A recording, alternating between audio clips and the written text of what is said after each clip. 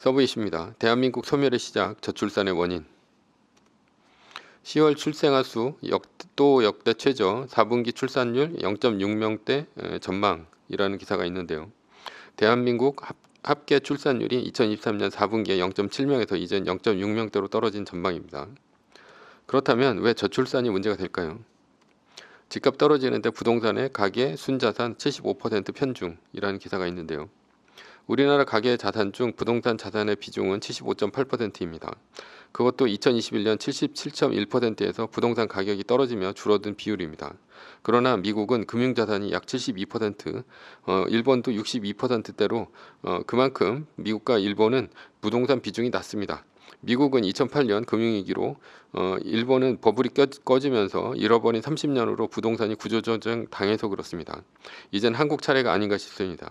만약 한국에서 부동산 가격이 떨어지기라도 한다면 큰 충격에 빠질 수밖에 없는데요. 한국 자산에 투자하는 것에 대해 신중하게 생각합시다.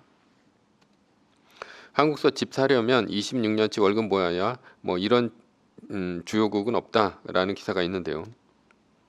한국의 주택가격 배율은 26배입니다. 다시 말하면 연간 평균 가계소득을 26년 모아야 아파트 한 채를 살 수 있다는 얘기입니다.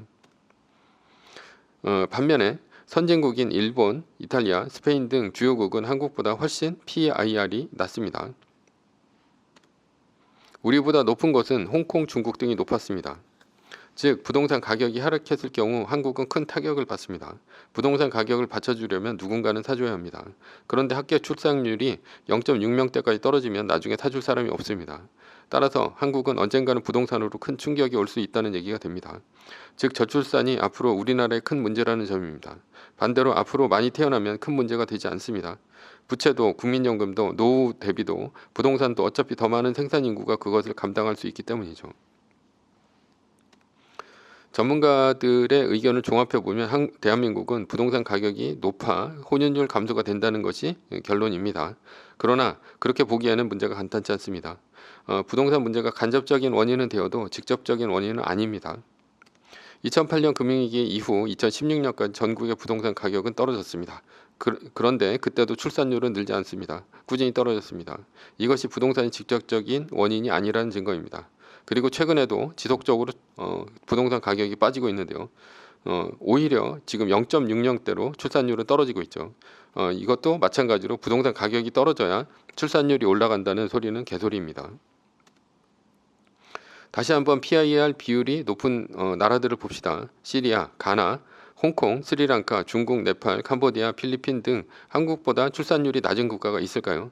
단연 없습니다. 합계 출산율이 1.0 이하로 떨어진 나라도 없습니다. 0.6명대인 나라는 전 세계의 대한민국뿐입니다.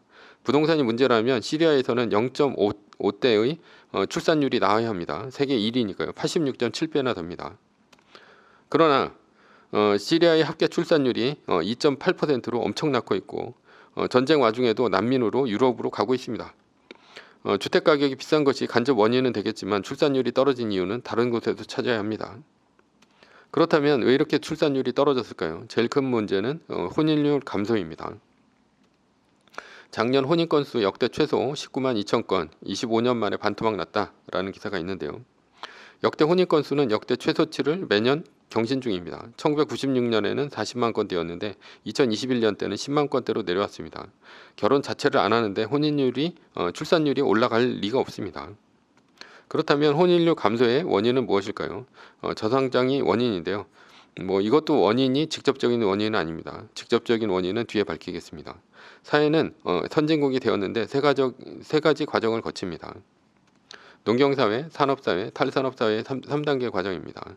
첫 번째는 농경사회인데요. 우선 농경사회에서는 혼인율 감소는 일어나지 않습니다. 농경사회는 사람이 자식이 태어나면 하나의 일꾼을 얻는 것입니다. 게다가 농사를 짓는데 교육이 필요 없죠. 교육으로 인한 돈이 들어가지 않습니다. 그러니 하나라도 아이를 더 낳는 것이 부모의 입장에서는 이득입니다. 따라서 출산율 감소가 일어나지 않습니다. 그래서 예전에 1960년대 한국은 8남매 10남매가 흔했습니다. 두 번째는 산업사회 고도성장기인데요. 산업사회는 다른 말로 고도성장기입니다. 고도성장기의 특징은 모두 가난하지만 앞으로 잘 살 수 있다는 희망을 가진 시기라 할 수 있습니다. 1970년대 한국은 취업을 못해서 노는 청년은 없었습니다. 그때 글로벌 관점에서 보면 대기업인 현대, 삼성, LG, SK 등 모두 중소기업이었습니다. 대기업 생산직은 공업 고등학교만 가면 취직은 그냥 되었습니다. 지난해 500대1 경쟁률을 기록한 현대차 생산직 28일까지 서류 접수 진행한다라는 기사가 있는데요. 지금은 현대자동차의 생산직을 뽑는데 무려 500대1이라는 어마어마한 경쟁률을 기록했습니다.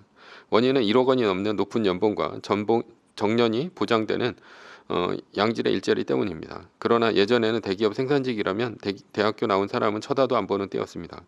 왜냐하면 대학 졸업을 한 사람은 사고만 안 치면 임원까지 달 수 있었고 퇴직 후에는 계열사 사장 등으로 가는 경우가 많았습니다. 즉 고도성장기에는 모두가 미래의 부자가 되고 안정적인 삶을 살 수 있다는 희망이 있는 시기였다는 얘기입니다. 대학 정원 감축 정부 칼 빼들었나 라는 기사가 있는데요. 대학 진학률은 1990년대까지 30%에 머물렀지만 2000년대 들어서면서 무려 80%까지 높아졌습니다. 그러니 한국은 1997년 IMF 위기를 겪으면서 성장률이 떨어지고 저성장 시대로 가고 있습니다. 세 번째는 탈산업사회 저성장 시대입니다. 저성장 사회로 들어오면 청년의 실업률은 높아집니다. 왜냐하면 제조업에서 서비스업으로 산업이 바뀌기 때문이죠. 서비스업은 생산성이 떨어집니다. 생산성이 떨어지면 기업은 인건비를 줄이려고 합니다. 그래야 떨어지는 기업 이익을 그나마 방어할 수 있기 때문이죠. 그래서 저성장 시대에는 자격증이 있는 전문직, 대기업 직원 등이 아니라면 직업의 안정성이 떨어집니다. 그리고 대부분은 파견직, 정규직으로 머물 수밖에 없습니다. 대기업 정규직 등 안정적인 일자리는 10%, 비정규직 등 불안정한 일자리는 90%가 됩니다. 반면에 서울의 부동산 등 자산 가격은 천정부지로 뛰어오릅니다. 왜냐하면 정부는 돈을 풀어 GDP를 끌어올리려 하고 있기 때문이죠. 정부가 돈을 푸는 이유는 저금리로 벤처기업 등과 같은 혁신기업을 키워 생산성을 올리려는 의도입니다. 그러나 대부분 풀린 돈은 부동산, 주식과 같은 자산시장에 몰립니다. 100에 하나 투자해서 성공할까 말까 하는 실패 위험이 큰 벤처기업에 투자하는 것보다는 도심지 아파트를 사는 것이 자산 증식을 더 쉽게 하기 때문이죠. 그래서 한국의 부동산이 PIR이 26배나 된 것입니다. 여기서 결혼에 대한 남녀의 생각 차이가 나타나기 시작합니다. 여자인데요. 여자는 세 부류가 있습니다. 첫 번째는 집안이 좋고 전문직 등 안정적인 직업에 종사하는 여자입니다. 두 번째는 집안은 좋으나 직업은 별 볼 일 없는 여자이고요. 세 번째는 집안도 안 좋고 직업도 별로인 여자입니다.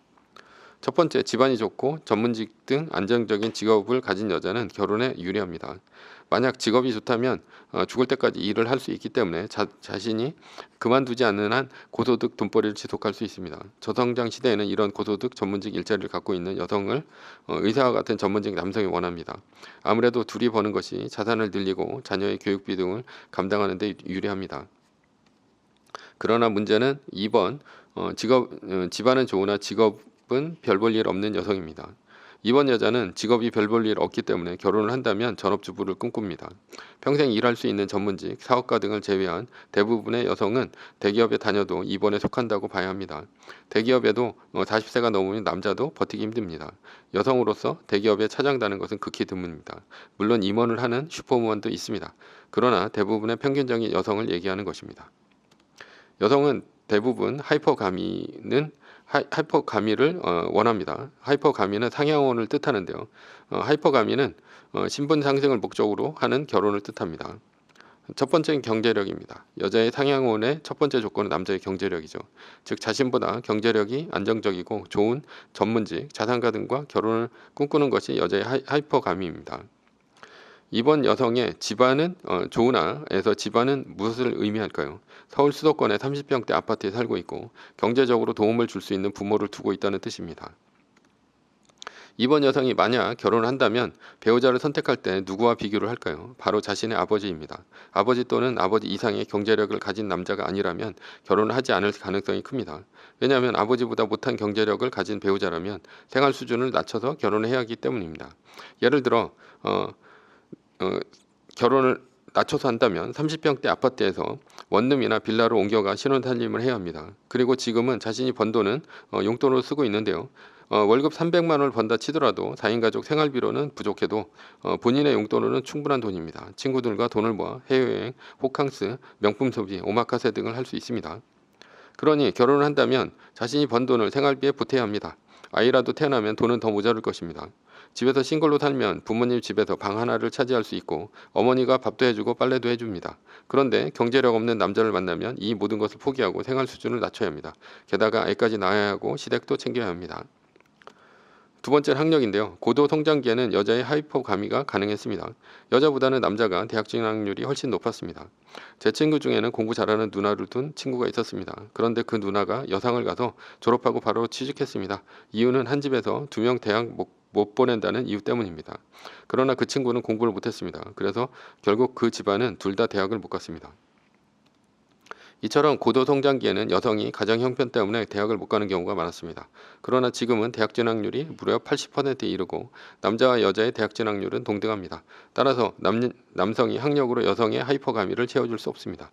즉 학력이 높은 여성은 결혼도 힘듭니다. 여성이 배우자를 선택할 때 많이 하는 말이 있습니다. 존경할 수 있는 사람. 존경할 수 있는 사람은 고도 성장기에는 충분히 가능했습니다. 대졸 남성과 고졸 여성의 결혼이 많았으니까 말이죠. 그러나 지금은 학력으로는 불가능하니 대졸 여성은 주로 전문직 대기업을 찾는 것입니다. 그러나 일본의 전문직 여성도 이번의 여성보다 결혼에 유리한 것뿐이지 모두가 결혼하는 것은 아닙니다. 왜냐하면 이번 여성이 바라는 남성은 저성장 시대에 절대적으로 부족하기 때문입니다. 그들이 바라는 남성은 소위 육강남입니다. 육강남이란 175cm 이상의 키, 적당한 체격, 그리고 대기업, 공기업, 공무원 등 안정적인 직업. 세 번째는 4년제 인서울 이상의 학력. 네 번째는 호감형 외모. 다섯 번째는 모나지 않은 둥근 성격. 여섯 번째는 화목하고 노후 대비된 집안. 첫 번째서부터 살펴보겠습니다. 175cm 이상의 키와 적당한 체격. 2024년 1월 16일 기준 대한민국 남성의 평균 키는 175.5cm입니다. 175 이상의 키를 가진 비율은 약 40%입니다. 두 번째는 대기업, 공기업, 공무원 등 안정적인 직업인데요. 500인 이상의 대기업 등 안정적인 직업의 비율은 약 10%입니다. 세 번째는 4년제 이상 인서울 이상의 학력, 4년제 인서울 이상의 학력은 약 20%입니다. 여기서 엔드 조건으로만 봤을 때 남성의 비율은 벌써 0.8%까지 줄어듭니다. 그 외에 화목하고 노후 대비된 집안이 극악의 난이도인데요. 서울의 20평대 아파트를 자가 또는 전세로 갖고 있는 사람입니다. 일본 여자가 상향혼을 하려면 남자는 거의 유니콘을 찾아야 합니다. 따라서 일본 여자는 학교 다닐 때 캠퍼스 커플로 사귀지 않는다면 졸업하고는 사회에서는 거의 만날 수 없습니다. 따라서 일본 여성도 눈을 낮추기 전에는 결혼하기 힘듭니다. 그래서 남녀의 초혼 연령이 남자가 33.7세, 여자가 31.3세로 사상 최고치를 경신 중입니다. 남자는 돈이 없어서 결혼을 못하고 여자는 남자가 돈이 없어서 결혼을 못합니다. 저성장기에는 여자의 하이퍼 가미를 채워줄 육강남이 아니면 1번 여자, 2번 여자, 그리고 경제력이 없는 남자는 결혼하기 힘든 상황입니다. 따지고 보면 20, 30대 청춘 남녀의 90%에 해당합니다. 여기서 혼인의 자유로운 남성은 어디서도 본 적 없는 육강남뿐입니다. 그런데 한국에서는 출산 대책으로 내는 것이 결혼한 이후의 대책이 중심이 되고 있습니다. 예를 들면 신혼부부 우선 분양, 양육비 지원 등과 같은 대책을 내놓는 것이죠. 결혼을 해야 아이도 낳는 것입니다. 결론입니다. 부모의 경제력이 없다면 이번에 독신 여성이 서울에서 버틸 수 있었을까요? 아마도 없었을 것입니다. 저성장 시대에 경제력이 있는 부모와 함께 사는 여성은 눈을 낮춰 결혼하기 힘듭니다. 저출산의 문제는 부동산 문제가 아닌 남녀의 눈높이가 달라 결혼 생각조차 못하는 것이 근본적인 문제입니다. 그러나 저출산이 지속되니 원화자산은 탈출이 답입니다. 저출산 관련해서는 야마다 야스히로의 책을 보면 더 자세히 알 수 있습니다.